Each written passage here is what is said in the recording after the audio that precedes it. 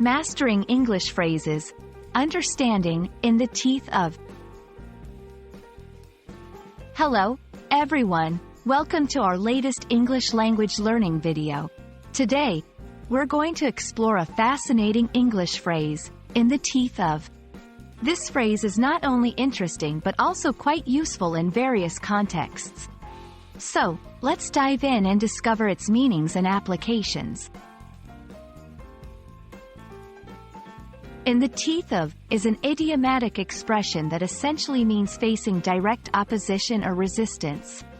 It's used to describe a situation where someone proceeds with an action despite encountering significant obstacles or opposition.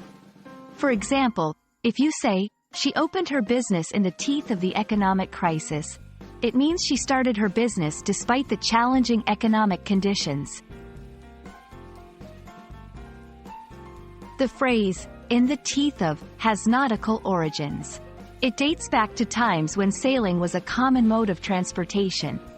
Sailors used this phrase to describe sailing directly against the wind, facing it head-on.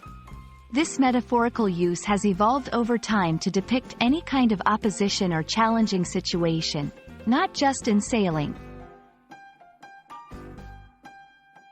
Let's look at some examples to understand how to use this phrase in different contexts. 1. In the teeth of strong opposition, she continued to advocate for her beliefs. 2. He completed the project in the teeth of numerous setbacks.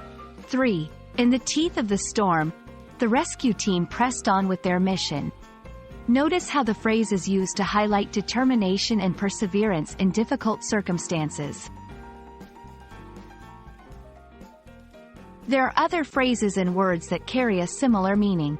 For instance, against the grain, in the face of, despite, in defiance of. Understanding these synonyms can enrich your vocabulary and give you more ways to express the same idea.